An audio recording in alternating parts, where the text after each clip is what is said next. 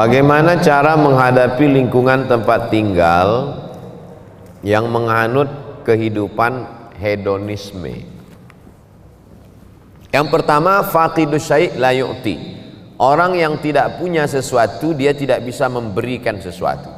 Kita tidak bisa berefek terhadap lingkungan kita kalau kita tidak punya sesuatu itu. Makanya mahasiswa, mahasiswi dibekali 3. Akidahnya benar, ibadahnya benar, akhlaknya benar. Sehingga ketika dia keluar dari Polnes, dia bekerja di tempat lingkungannya dimanapun dia berada di seluruh dunia ini, Indonesia, di tempat itu nanti masyarakatnya hedonis, dia tidak akan terpengaruh. Kenapa ikan itu tidak asin walaupun tinggal di laut asin? Karena dia hidup. Kalau dia mati baru jadi ikan asin. Maka dihidupkan ruhnya, dihidupkan ibadahnya. Yang kedua, nanti dia dibiasakan berkomunitas. Andai dia nanti bekerja di sebuah perusahaan, di perusahaan itu masyarakatnya hedonis, sibuk dengan dunia, dia akan membuat sebuah komunitas. Saya ceramah di perusahaan anu, saya ceramah di PT Nikel, saya ceramah di PT Batubara, saya ceramah di PT Minyak Bumi. Ada saja sekelompok komunitas yang menghidupkan masjid, menghidupkan pengajian. Mereka inilah motor penggeraknya. Mudah-mudahan alumni-alumni Polnes ini menjadi penggerak dakwah di setiap daerah, insyaallah. Lalu kemudian, la tajtami'u ummati ala dhalalatin. Umatku ini tidak akan pernah menyatu dalam kesesatan. Begitu kata Nabi sallallahu alaihi wasallam. Wa may yartadda minkum an dinihi. Siapa di antara kamu yang meninggalkan agama ini, murtad dia, fasawfa ya'tillahu biqaumin, akan diganti Allah dengan sekelompok kaum. Yuhibbuhum, Allah mencintai mereka, wa yuhibbunah, dan mereka membalas cinta Allah. Mereka memperjuangkan agama Allah. La yakhafuna fillah laumata laim. Mereka tak pernah takut kepada caci maki, bully, buzzer, haters dan lain sebagainya. Saya pernah juga dihinggapi putus asa ketika melihat orang-orang yang diharapkan memperjuangkan agama malah bertumbangan. Saya sampaikan kepada salah seorang sahabat saya, dosen, profesor, Pak Prof, rasa-rasanya kita udah layak putus asa melihat umat hari ini. Kata dia, jangan, mungkin batang kayu sudah lapuk, tapi pucuk-pucuknya yang masih hijau, kalau kita siram dia akan menjadi kayu-kayu yang baru. Dan pucuk hijau itu sekarang ada di Polnes, karena memang baju mereka hijau pucuk pisang. Inilah yang akan memperjuangkan, memperbaiki hedonis, tidak menjadi asketis, tapi menjadi orang-orang yang moderat, wasatiyah, insyaallah. Amin. Sebagai mahasiswa yang punya banyak sekali kegiatan kampus, bagaimana caranya tetap istiqomah kepada Allah? Ada kekeliruan cara berpikir. Dianggapnya kalau dia sibuk dengan kegiatan kampus, dia tidak beribadah. Karena yang dianggapnya ibadah itu adalah sholat duha, baca Quran, i'tikaf, ibadah. Sedangkan sibuk di kampus tidak ibadah. Padahal sejak dia dari mulai berangkat dari kampungnya sampai ke Samarinda di Polnes sampai pulang itu adalah ibadah. Man kharaja fi talabil ilmi, siapa yang keluar rumah untuk menuntut ilmu, fa huwa fi sabilillah, dia sama seperti orang berjuang fi sabilillah hatta yarji'a, sampai pulang ke rumah. Tapi jangan gara-gara ini 14 semester.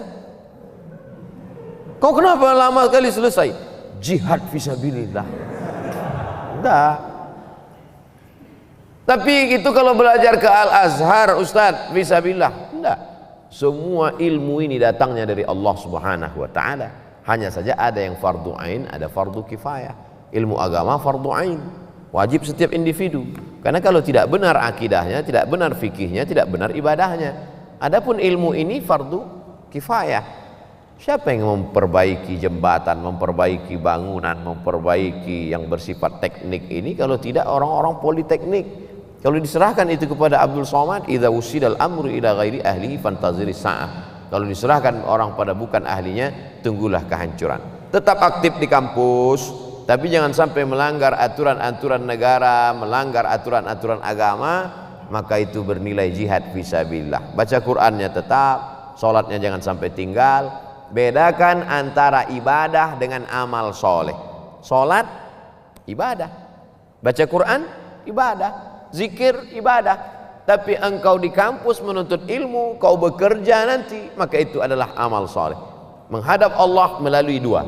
Faman kana yarju liqa'a rabbih, siapa yang berharap berjumpa dengan Allah, falyamal amalan salihah, hendaklah dia beramal saleh, wala yusyrik bi ibadati rabbih ahada, jangan persekutukan Allah dalam ibadahnya. Ibadahnya benar, amal solehnya benar, maka total 24 jam tidurnya amal soleh. Bismika Allahumma ahya wa amut, sampai bangun makannya amal soleh. Allahumma barik lana fima razaqtana wa qina azabannar, di kampusnya amal soleh. Kalau dalam WC, toilet najis, tempat setan aja bisa bernilai amal soleh. Bismika Allahumma inni a'udzubika minal khubuthi wal khaba'ith, keluar dengan kaki kanan, ghufranaka, bernilai amal saleh. Yang penting ikuti tuntunan sunnah Nabi Muhammad sallallahu alaihi wasallam. Yang terakhir, bagaimana cara mengetahui paham-paham yang tersesat dari Islam agar saya termasuk orang yang baik dan tidak tersesat?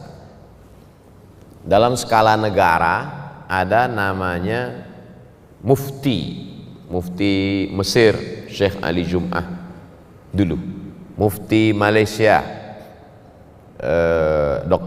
Profesor Dr. Zulkifli dulu, sekarang sudah berganti, sekarang jadi Menteri Agama.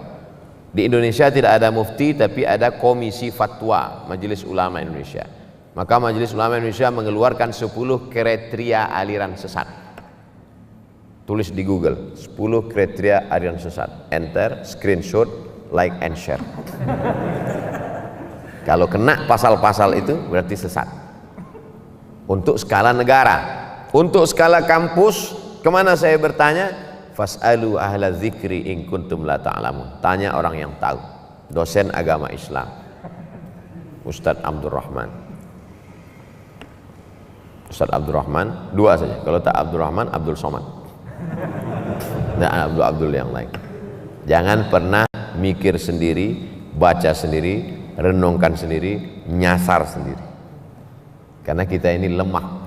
Saya dalam bidang teknik tidak menguasai, maka kemana saya bertanya? Ke Polnes, orang politeknik. Mereka yang paling mengerti tentang itu. Bidang medis, kedokteran, ya tanyalah orang kedokteran. Jangan kita sendiri ambil jarum suntik, kita suntikkan. Ini obat manjur dari Jerman, satunya 5 juta. Insya Allah anak ibu sehat. Seminggu tidak sembuh. Komplain dia ke dokter. Kata dokter, ini obat impor dari Jerman harga 5 juta, kenapa anak saya nggak sembuh? Ibu buat gimana? Saya masukkan ke dalam bubur, saya suapkan ke anak saya. Salah bu, saya kemarin kan saya bilang masukkan ke dubur.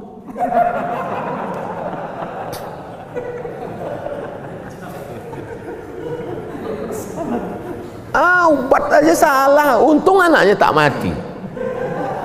Ini true story, kisah nyata jamaah kita yang bekerja di rumah sakit menyampaikan ke pasien dia. Salah dengar pasien. Bagaimana tentang masalah kehidupan? Masalah dokter aja kita tak, apalagi dalam masalah agama. Kalau masalah kedokteran ada orang salah, satu nyawa melayang. Kalau dalam masalah arsitektur jembatan ada orang salah, satu jembatan runtuh. Tapi kalau dalam masalah pemahaman agama orang salah, dunia akhiratnya. Ada orang membawa istrinya sedang hamil tua mau melahirkan. Dia pasti akan cari tulisan bidan berijazah. Karena dia takut anaknya meninggal. Khawatir dia. Takut dia keturunannya ini akan mati, dia tak punya pelanjut. Tapi kenapa dalam masalah agama kita malah percaya kepada dukun yang bisa melipat gandakan uang? Kalau bisa dia lipat gandakan uang, ngapain dia mesti ngambil uang kita? Ini kan tidak rasional. Oleh sebab itu kita mesti kembalikan kepada yang punya ilmunya. Siapa itu? Untuk di kampus ya dosen-dosen ilmu agama Islam. Saya kira demikian. Ala hazihin niyah al-Fatihah.